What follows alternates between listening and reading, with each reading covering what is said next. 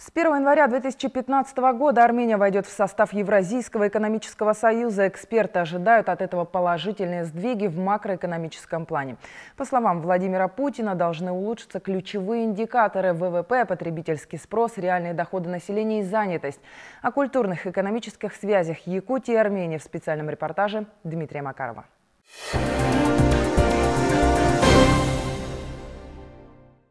Каждый прохожий не понаслышке знает о Якутии. Горное село Аргов, что на севере Армении, славится строительными династиями. Численность мужского населения здесь напрямую связана с погодными условиями на северо-востоке России. Мы работали немцы, мы строили спорткомплекс. И приехали, отдыхаем зимой. Семья строителей карапетян работает за пределами Армении уже не в первом поколении. Ну, сейчас Ашот вот у вас там. И брат Лёва тоже там, один сын в Соединенных Штатах там. Общий стаж трудовой династии уже более 100 лет. За эти годы смешались культура и обычаи. На столе рядом с фруктами из собственного сада строганина из чукурдакского озерного чира. Мои дети очень хорошие.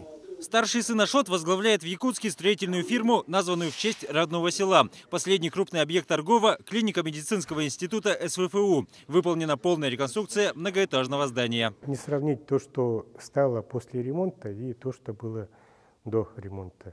Каждый год строителями из Армении в Якутске сдаются десятки крупных объектов. Среди них социальные учреждения, жилые дома и визитная карточка столицы региона – международный аэропорт. По разным оценкам, на их долю приходится до 80% каменных построек. Тут 2 дома я поднял. Вот это все армянское. Впрочем, и в других районах Якутии армянской диаспоре есть что показать. Это детский статический центр, музыкальная школа. Это горно-геологический техникум. Заслуженный строитель Якутии Рафик Манукян рассказывает, что построил почти все здания в Хандыге. Также в его географии работа от заполярного Бадагая до южного Нерюнгри. Каждая стройка – сотни рабочих мест. Зависит от объема работы. Ну, бывает 150, бывает 100, бывает 200.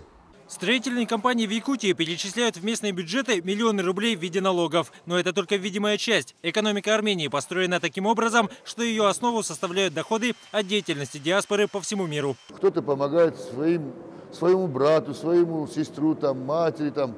Естественно, вот те деньги, которые зарабатывают здесь, часто уходят туда, в Армению. И вот за счет этого, и можно сказать, живет наша Армения. Построение экономики целой страны за счет доходов из-за рубежа – мера вынужденная и обусловлена историей народа. Комитет по делам диаспоры Армении отмечает свое 50-летие. Сегодня его функции выполняет специальное министерство. Задача – объединение общин и восстановление справедливости. Армянская диаспора в основном образовалась после геноцида армян.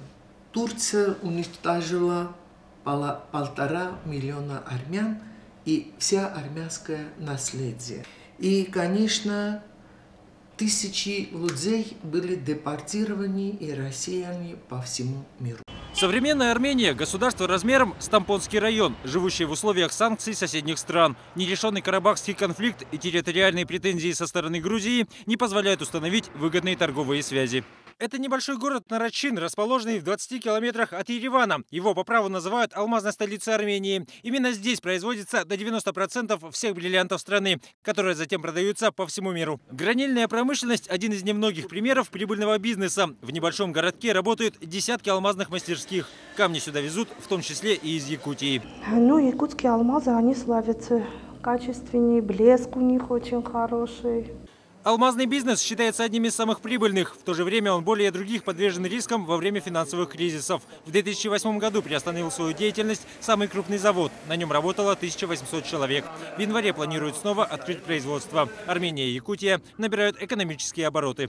В прошлом году было показано более 5 миллионов долларов товарооборота. В основном, на самом деле, это экспорт якутских, видимо, алмазов и бриллиантов, которые мы туда направляем. В то же время из Армении к нам сюда поставляются различные стройматериалы. Сегодня армянская община в Якутии одна из самых крупных. Она насчитывает более 5000 человек. Примерно половина из них имеет постоянную прописку и российское гражданство. Получается, что Якутия уже, можно сказать, стала моей второй родины. Армяне активно принимают участие не только в экономике Якутии, занимаются политикой, развивают национальную культуру. Участвую во всех мероприятиях, участвую петь на якутском языке, на армянском языке, на русском языке.